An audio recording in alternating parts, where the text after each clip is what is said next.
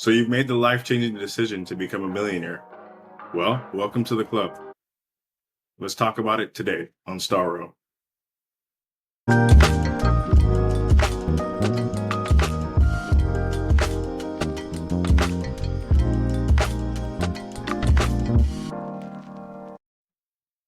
Great to be back, guys. It's StarRow, your host. Today's topic is actually going to be $1,000,000 myths. Now, this video is not necessarily to discourage anybody from wanting to make $1,000,000 or to become a millionaire. I think it's very important, as in our society, especially in America, United States of America, we're having more millionaires being birthed out every day and as the years go by. Some of this is due to inflation, but a lot of this is also due to the merit of a lot of hardworking people. And a lot of people are asking themselves, what is it that I need to be doing to get to that millionaire club? But I think behind the scenes, we see a lot of glamour, we see a lot of glitz, but we got to talk about the stuff behind the scenes that nobody really wants to talk about, or the unpopular truths about being a millionaire. So stay tuned.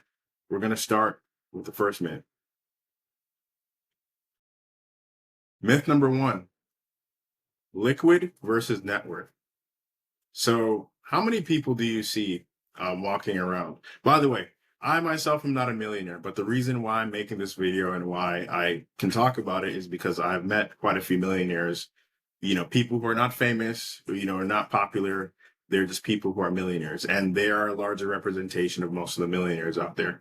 We have to actually keep in mind that most of the people that we know who are millionaires because of their fame, they do not represent the large majority of people who have that kind of money. So that's something that we're going to talk about later on.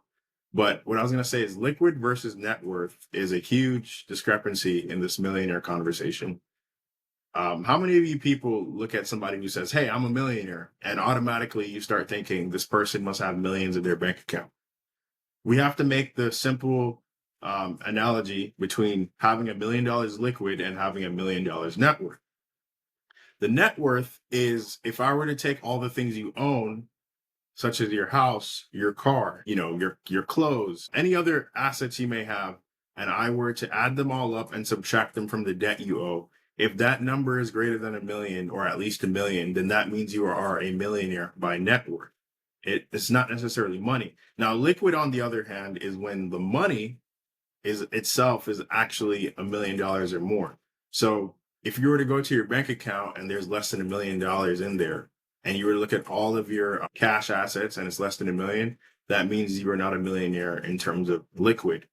However, the majority of people who are millionaires by net worth. If I'm not mistaken, 5.5 million Americans have $1 million in like fast assets or in liquid, whereas 22 million Americans have $1 million net worth. So there are almost 4 times more people with $1 million net worth than those who have the liquid to be $1 million.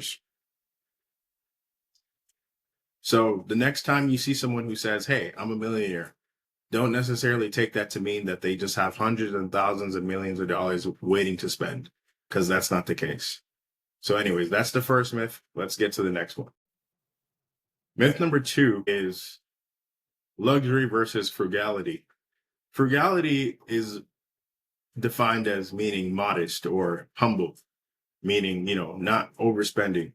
Another thing I've noticed with millionaires, and another myth, is that a lot of millionaires live this like dream lifestyle, meaning they have a great house, they take all these great vacations, they drive luxurious cars, they have a life full of vain pleasures. And again, going back to the social media thing that I was talking about before, we noticed that, if you follow a certain set of social media influencers who, live these glamorous lifestyles, that's great. And the reality is, for their job, it's very entertaining to sell, this fancy lifestyle. And, since they're a social media personality, why wouldn't you want to go out and about and mingle with people and, show people what you're doing? But the vast majority of people aren't like that. And like I said, the vast majority of people who are millionaires, they're not out there flaunting it like that. Most of the time, what I've come to find is most millionaires keep it very simple. They wear basic clothes. Maybe the most crazy you might see them do is Banana Republic or the Gap or something like that. They don't drive fancy cars, maybe an above average vehicle. Maybe they might have a special vehicle for the weekend, and they may live in a house in a neighborhood that's considered above average, but nothing crazy or nothing elite. And it makes sense because think about it like this. I never thought about it, but it makes sense to me because if I were to be a millionaire, right? And I want to keep my millionaire status, as again, more people have the net worth of a millionaire rather than actually having $1 million of cash.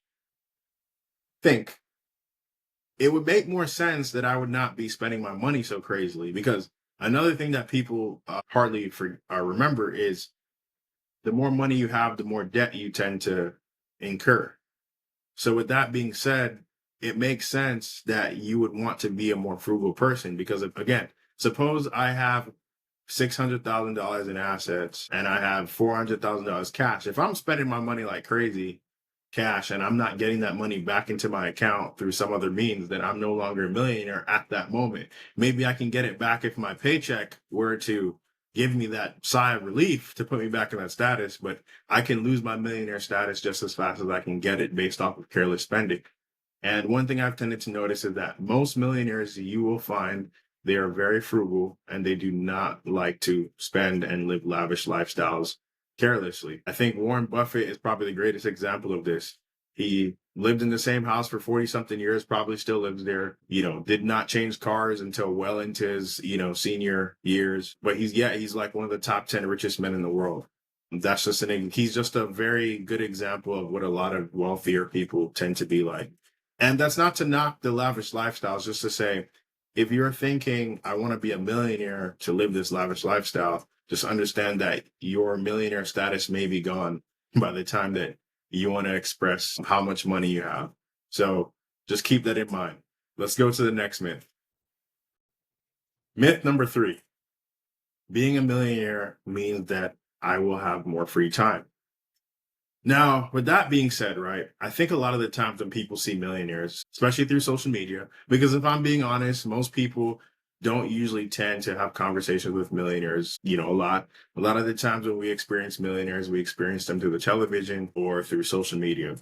And with that being said, a lot of the times we see the nicer moments of their lives. Maybe we see the vacations they're taking, we see the events that they do, we see the glamorous side. But there's also another side of it that's very, very entrenched in hard work, sweat, blood, tears. And, I don't want to say there's anything dirty going on, but, some people have been exposed of being unethical when it comes to making money. But I say all of this to say there is a huge sacrifice that comes with being a millionaire. And a lot of people take it for granted because I don't think that side is shown enough. There are a lot of people working 60 plus hours a week. There are a lot of people giving up things they love. And that's something you have to consider. Is that something that you're ready to risk? Now, I'm asking this because suppose you're a family person, your life is oriented around your family. You want to become a millionaire because you feel like it would suffice in order for you guys to have a better life. Suppose you can afford everything you need, meaning that this family is living in a decent house. You can pay your bills. You can take vacations, maybe not when you want, but occasionally. You have to consider if spending time with your family is what makes you truly happy, you need to think twice about going after that millionaire status. Because again, it can really take away that family dynamic that you love so much. So that's just an example of the sacrifice. I think another famous example of this would be athletes. I think a lot of people glamour at the things that athletes can do. We pay them a ton of money. We watch them in crowds. We cheer for them. But for every 60 minutes of a basketball game or a football game, there's hours of practice, traveling, things that we don't really get to see and we don't get the actual inside scoop on. Again, a lot of these athletes too, before they got to their professional status, most of the time when their peers were out having fun, doing whatever they wanted, even other members of the team, most of the time these were the individuals that stayed behind and decided to practice for hours on endless pursuit, to chase that dream one day. So even though we get to celebrate them and let's say they stay professional for 10 years, that 10 years of a professional career is probably an investment of maybe 15 or more years of just constant practice, constant training. But that's something that we don't get to see a lot of. So we take it for granted when we see them come out there and do what they're talented at. And I think that's something that a lot of people don't take into consideration.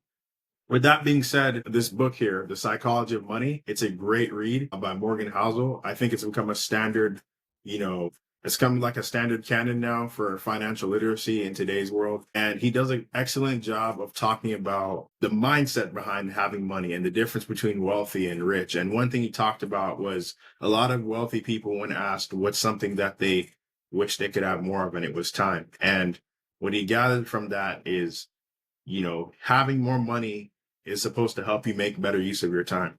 So some people are working a lot of money, but they do not have a lot of time. So if your strategy is to get more time, you need to find a way to let your money give you more time. But anyways, that's enough said. That's another video. So let's move on to the next man. Simple. A lot of millionaires think I'm going to be happy when I make my first million.